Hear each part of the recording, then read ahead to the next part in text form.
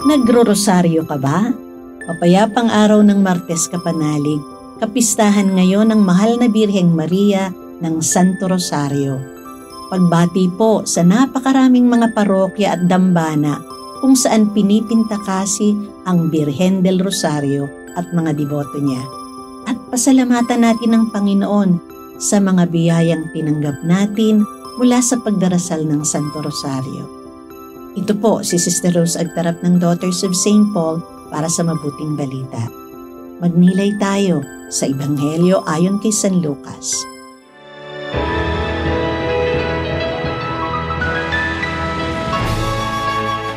Pumasok si Jesus sa isang nayon at pinatuloy siya ng isang babaeng nagngangalang Marta. May kapatid siyang babae na tinatawag na Maria. Naupo ito sa may paanan ng Panginoon at nakikinig sa kanyang salita. Abalang-abala naman si Marta sa mga pagsisilbi, kaya lumapit siya at sinabi, Panginoon, hindi mo ba napapansing pinabayaan ako ng aking kapatid na babae na magsilbing mag-isa? Pakisabi mo naman sa kanya na tulungan ako. Sumagot sa kanya ang Panginoon, Marta, Marta, abala ka't balisa sa maraming bagay. Isa lang naman ang kailangan. Pinili nga ni Maria ang mainam na bahagi na hindi kukunin sa kanya.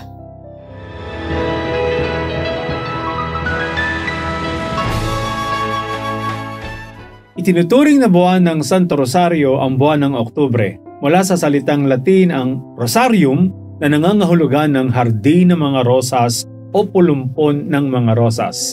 Ang panalangin ng Santo Rosario ay binubuo ng Credo, Ama Namin, Aba Ginoong Maria, Luwalhati at ang panalangin ibinigay ni Maria sa Fatima noong 1917. May mga araw na nakalaan sa pagdarasal ng Rosario habang pinagninilayan ang mga misteryo sa tuwa, hapis, luwalhati at liwanag.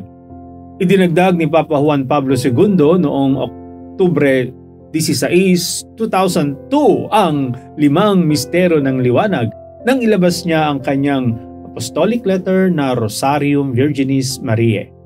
Unang dinasal ng mga Katoliko ang Santo Rosario bilang pasasalamat sa Diyos at kay Maria sa pagtatagumpay ng mga Katoliko sa labanan sa dagat kontra sa mga lumulusob na mga Turko noong Oktubre 7, 1571. Nasundan ang tagumpay ng mga Katoliko sa isa pang labanan sa Hungary kontra pa rin sa mga Turko noong 1716. Ngunit bago natutunan ng mga Katoliko ang pagrorosaryo na nakatulong sa pagtatagumpay sa bangis ng mga kalaban, unang nabuo ang debosyon sa Santo Rosario sa katauhan ni Santo Domingo na nagtatag ng Order of Preachers sa ika-13 siglo.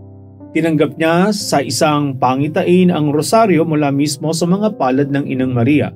Naging malaking ambag ang ginawa ni Alan de la Roche at ng kanyang mga kasamang Dominikano sa pagpapalaganap ng rosaryo sa buong Europa. Sa pagro-rosaryo, nagbabalik tanaw tayo sa mga mahalagang yugto sa buhay ni Jesus at Maria kaugnay ng pagliligtas ng Diyos sa sanlibutan. Hindi nakakabagot ang pananalangin paulit-ulit kung taos sa puso ang pag-ibig natin sa Diyos.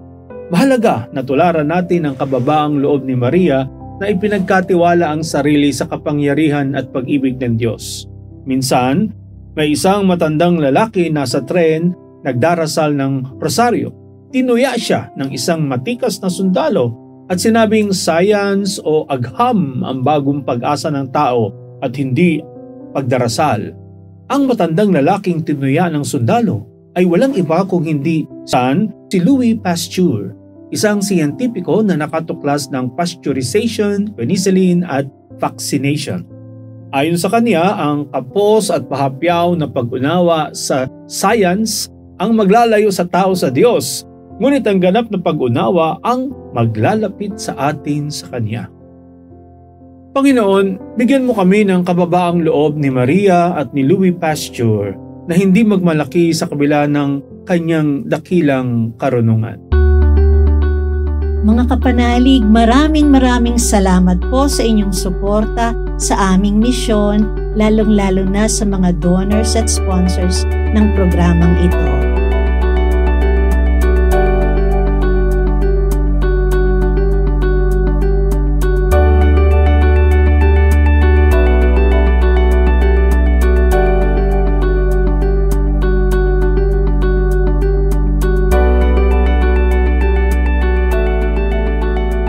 Subscribe, like, share, and follow po lines sa aming social media accounts. Patuloy po kaming humihingi ng inyong tulong upang maipagpatuloy ang programang ito. Maaari po ninyong ipadala ang inyong love offerings at donasyon sa aming donations channels. Makakaasa po kayo na kasamang lagi ang inyong mga intensyon at kahilingan sa aming panalangin araw-araw. Ito pong muli si Sister Rose na nag-aanyaya sa inyong manalangin kasama ni San Francisco para sa kapayapaan ng ating bayan at ng buong mundo. Panginoon, gawin ninyo kaming instrumento ng inyong kapayapaan. Kung saan may pag-aalitan, hayaan ninyong maghatid kami ng pagmamahal. Kung saan may kapinsalaan, gabayan ninyo kami tungo sa pagpapatawad sa isa't isa. Kung saan may pag-aalinlangan, pagtitiwala nawa ang siya naming maiganti. Kung saan may pagkabigo, pag-asa nawa ang aming maisaisip. Kung saan may karimlan, ihatid nawa nami liwanag. At kung saan man may taong nalulungkot, kaligayahan nawa ang aming maihandog. Naway lagi naming piliin ang magmahal sa aming kapwa na nilimot ng lipunan, kaysa asaming kami ang mahalin. Sapagkat ang tunay na pagtanggap nasa pagkakaloob at nasa pagpapatawad ang aming kapatawaran. Tanging nasa kamatayan ang muli naming pagsilang sa buhay na walang hanggan. Amen. We are here to provide a new way of communicating and proclaiming the gospel.